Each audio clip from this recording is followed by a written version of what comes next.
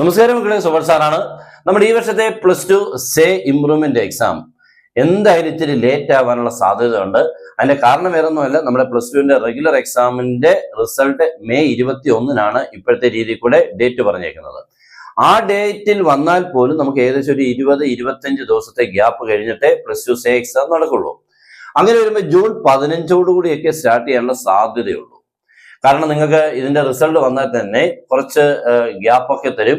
എന്ന് പറഞ്ഞു കഴിഞ്ഞാൽ ആപ്ലിക്കേഷൻ കൊടുക്കുക, തിരിച്ചയക്കുക, പിന്നെ അതിന്റെ ലാസ്റ്റ് ഡേറ്റ് ഒന്ന് എക്സ്റ്റെൻഡ് ചെയ്യുക, സൂപ്പർ ഫൈനോടുകൂടി, അങ്ങനെ പല രീതിയിൽ കൂടെ നമുക്ക് എന്തായാലും അതൊന്നും ലേറ്റ് ആവും. പിന്നെ നിങ്ങൾക്ക് പഠിക്കാനും കുറച്ച് ദിവസം. ഇങ്ങനെ വരുമ്പോൾ 25 ദിവസത്തെ ഗ്യാപ്പ് വരുമ്പോൾ ജൂൺ 15-ന് തുടങ്ങും.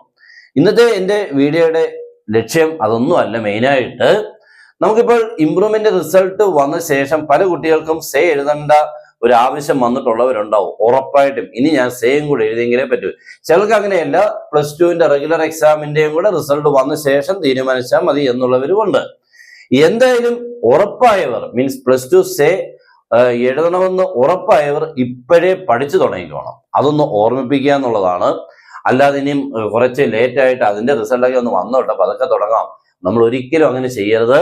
നല്ല രീതിയിൽ കൂടെ നമ്മൾ ഒരു ഡബിൾ പാസിന് മേളിൽ പഠിച്ചുകൊണ്ട് പോയെങ്കിൽ മാത്രമേ നമുക്ക് ഉറപ്പിക്കാൻ പറ്റുള്ളൂ ജയിക്കുമെന്ന്. കാരണം നിങ്ങൾക്ക് തോറ്റൊരു കുട്ടി എന്ന് പറഞ്ഞാൽ അത്ര ഈസി അല്ല പഠിക്കുന്ന ഒരു കാര്യം. അപ്പോൾ കൂടുതൽ എഴുതി പഠിച്ച് ഉറപ്പായെങ്കിൽ മാത്രമേ അവിടെ എക്സാമിന് എത്തുമ്പോൾ, അതേപോലെ നമ്മൾ പഠിച്ചത് തന്നെ കറക്റ്റായിട്ട് വരണമെന്ന് നിർബന്ധമൊന്നുമില്ലല്ലോ. ഒന്ന് മാറി വന്നാലും നമുക്ക് എഴുതാൻ പറ്റുന്ന രീതിയിൽ കൂടെ പ്രിപ്പയർഡ് ആവണം. അതിനുവേണ്ടിയാണ് ഇപ്പോഴേ പഠിച്ചു തുടങ്ങാൻ പറഞ്ഞത്. ഇല്ലെങ്കിൽ നമുക്ക് ഒരു വർഷമോ പിന്നെ നഷ്ടപ്പെടുന്നു. ഈ ഒരു വർഷം എന്ന് പറഞ്ഞാൽ നമ്മുടെ ജീവിതത്തിൽ മാറ്റിമറിക്കും. പല കാര്യങ്ങൾക്കും പോകേണ്ടതൊക്കെ നമ്മൾ ഈ കാര്യം കൊണ്ട് ചിലപ്പോൾ നഷ്ടപ്പെടാം. അതുകൊണ്ട് ഒരിക്കലും അങ്ങനെ ചെയ്യരുത്. നന്നായിട്ട് ചിന്തിക്കുക, നന്നായിട്ട് പ്രവർത്തിക്കുക. പഠിച്ചു തുടങ്ങേണ്ടവർ ഇപ്പോഴേ പഠിച്ചു തുടങ്ങണം, ഉറപ്പായവർ. ഇല്ലെങ്കിൽ അത് കഴിഞ്ഞ മീൻസ് റിസൾട്ട് കഴിഞ്ഞിട്ട് കുറച്ച് ദിവസം കിട്ടുന്നത് നന്നായിട്ട് പഠിക്കണം.